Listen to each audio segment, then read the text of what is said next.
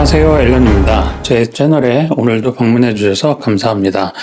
오늘 이야기는 지난주에 제가 방문한 DDP 패션 위크에 대한 이야기를 좀 하면서 라이카 모노크롬 이야기를 조금 더 해보겠습니다. 오늘 이야기를 제대로 시작하기 전에 제 광고를 먼저 좀 드리도록 하겠습니다. 제가 몇 달 전부터 라이카 M 유저 워크샵이라는 그런 프로그램을 운영하고 있습니다. 제가 운영하는 프로그램은 이론보다는 초보자나 아니면은 사진을 많이 찍으신 분들도 제가 이제 얻은 그런 실무적인 테크닉을 습득하셔서 현장에서 본인들이 사용할 때 바로 적용하실 수 있도록 하는 그런 실무 테크닉 위주로 여러분께 강의를 드리고 있습니다. 그래서 어떤 이론적인 측면보다는 실습을 하고 그걸 활용할 수 있도록 반복하는 연습을 하는 그런 개념으로 생각해 보시면 되는데요. 매달 새로운 주제로 여러분께 찾아뵙고 있고 한 2달 전쯤 제 블로그를 통해서 사전 예약을 받고 예약자 위주로 연락을 드리고 있습니다. 제 스마트 스토어에 그 월간 패스 개념으로 그런 어떤 패스를 열어 놓았으니 관심 있으신 분들은 패스를 구매해 두셨다가 마음에 드시는 주제가 나왔을 때 신청 한 2달 전쯤 미리 사전 예약하고 신청해 두시면 재미있는 워크샵 경험을 하실 수 있을 것 같습니다.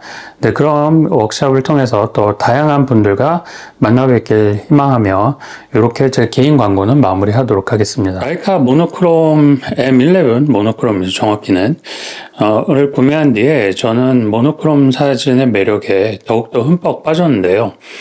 과거에 타입 246으로 모노크롬을 즐겼지만 그때도 이렇게까지 즐거운 그런 느낌은 받은 적이 없었던 것 같거든요. 그때도 재미있다고 생각했지만 지금은 정말 재미있는 것 같습니다. 그냥 이렇게 말하면 좋을 것 같습니다. 밤이 돼도 렌즈에 조리개 신경 쓰지 않고 내가 원하는 조리개로 거의 5.6까지는 빛이 거의 없는 밤에도 그냥 막 찍어도 아이소 오토로 두고 셔터 스피드도 오토로 두고 신경 쓰지 않고 막 찍어도 멋진 사진을 얻을 수 있다. 아니, 오히려 그렇게 찍어야 텍스처 느낌이 약간 그레인이 있는 것 같은 그런 사진을 얻을 수 있다. 이런 생각이 들었습니다. 네, 그래서 모노크롬은 진정 찍을 때마다 좀 자유로운 느낌을 준다는 면에서 너무 즐겁게 잘 찍고 있는데요. 그동안 아포크롬과 모노크롬의 조합 때문에 사실 다른 렌즈를 거의 사용하지 않았거든요. 근데 최근에 주마릿은 어떨까? 주마릿 75mm. 제가 가끔 망원 화학대로 즐겨 사용하는 그런 렌즈인데요. 라이카 렌즈 치고는 가장 또 저렴하기도 하고 제가 구매한 렌즈 중에 그 다음에 또 렌즈의 바디 무게 자체도 굉장히 가볍고 그냥 굉장히 포터블한 편하게 사용할 수 있는 라이카 렌즈로 제가 종종 사용합니다. 라이카 M10에 주마릿 75mm를 물려서 찍어보면 보통 룩스가 좀 맑고 깨끗한 느낌이 난다고 하죠. 그리고 주미크로는 약간 진득하고 약간 컨트라스트가 강한 느낌이 난다고 합니다. 그런데 주마릿은 여기서 한 단계 더 나아가서 더 맑고 투명한 느낌이 납니다. 거기에다가 주미룩스에 비하면 약간 힘이 빠진 듯한 그런 느낌이 나는데요.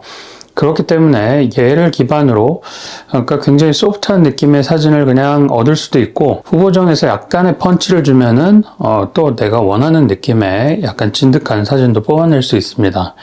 그런데 모노크롬에 워낙 컨트라스트를 강하게 주는 모노크롬에 얘는 좀 약하지 않을까 이런 생각을 한번 해봤는데요.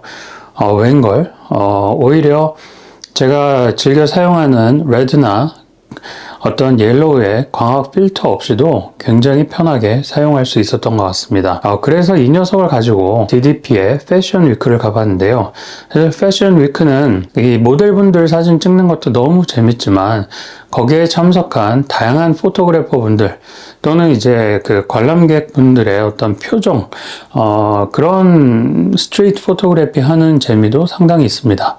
그래서 이번에는 제가 그 장소에서 찍은 그런 스트리트 포토그래피 사진을 한번 쭉 슬라이드로 먼저 보여드리도록 하겠습니다.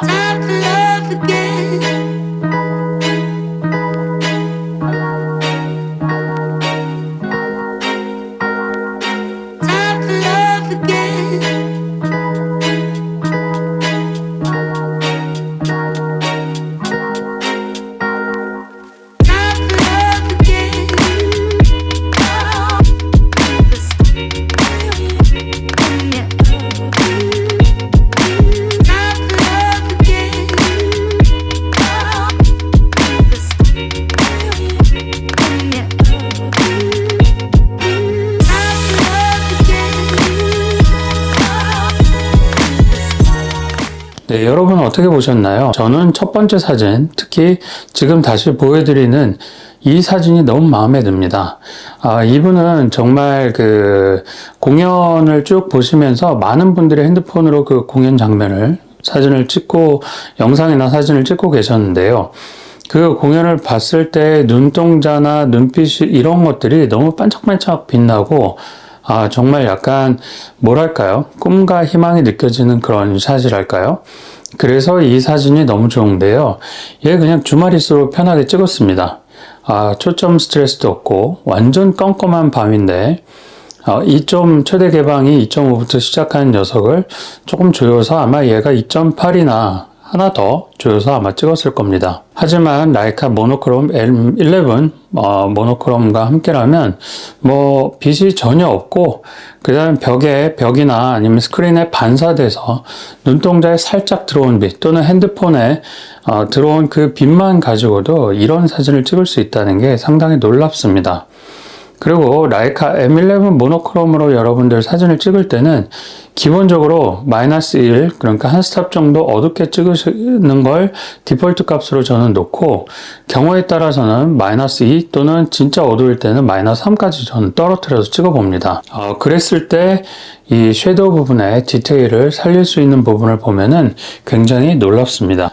이렇게 해서 제가 DDP 사진을 한번 찍어 봤는데요. 라이카 M 모노크롬 사진은 여러분들 어떻게 보셨는지 모르겠지만 저는 사실 DDP의 그런 화려한 색감, 여러 모델분들의 그 화려한 그 어떤 컬러 때문에 색을 포기한다는 게 저한테는 무척 고통스러웠거든요.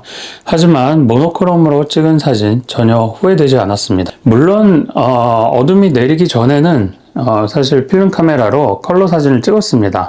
그렇지만 일부 모노크롬으로도 많이 촬영을 했기 때문에 제가 한 절반, 정확히 말하면 절반 정도는 컬러를 포기해야 됐다. 이렇게 좀 이야기를 정정하는 게 맞을 것 같은데요. 그거 자체도 저한테는 굉장히 힘든 결정이었지만 사실 너무 재미있게 촬영할 수 있었던 것 같습니다. DDP 패션 위크에 여러분들이 가시면 매년 저는 지금 한 3년째 방문하고 있는데요. 올해가 특히 더 재밌었던 것 같습니다. 아무래도 코로나가 끝나고 코로나 이전보다 더욱더 많은 사람들이 축제처럼 모여드시는 것 같고 또 과거와 달리 외국 관광객 또는 외국 모델분도 적극적으로 참석을 해주셔서 더욱더 약간 인터내셔널한 그런 축제의 장처럼 느껴지는데요. 여기서 사진을 찍을 때는 약간의 노하우가 좀 필요한 것 같습니다. 일단 모델분이 이렇게 쭉 이제 벽을 기준으로 해서 많이 서 계시는데요. 그럴 때 그 앞에 정말 수많은 포토그래퍼 분들이 서서 사진을 찍습니다. 뭐 앉아서도 찍고 서서도 찍고 제가 주로 하는 테크닉은 그 사이를 약간의 공간이 있다라고 하면 포토그래퍼들 사이를 이렇게 비집고 들어가서 일단 앉아서 이렇게 촬영을 한 다음에 그 다음에 이렇게 뒤를 돌아봐서 위에서 찍고 계시는 분이 사라지면은 일어나서 촬영을 하는 그런 방법을 사용하는데요. 너무 멀리서 촬영하면 사실 인물 사진은 접근하면 접근할수록 좀 더 매력적인 법인데 너무 멀리서 촬영하면 인물 사진인지 이게 배경 사진인지 알 수가 없는 경우가 많거든요. 물론 사람이 너무 많기 때문에 그럴 수밖에 없는 상황도 생기긴 하는데요. 그럴 때는 저는 차라리 사이드로 이렇게 돌아가서 이쪽 면을 바라보면서 모델분이 벽에 기대고 있다고 하면 저도 똑같이 벽에 기대서 최대한 다른 포토그래퍼의 동선을 방해하지 않은 상황에서 접근해서 촬영을 하는 편입니다. 이런 테크닉을 조금 더 여러분들이 연습을 하시면 약간의 그 와일드한 스트리트 포토그래피를 찍는 느낌도 얻을 수 있기 때문에 상당히 찍을 때도 재미있고 그 결과물이 여러분들 마음에 들었다고 하면 더욱더 아마 재미있을 겁니다. 그렇게 찍은 사진들을 제가 필름으로 찍은 사진들을 한번 쭉 보여드리도록 하겠습니다.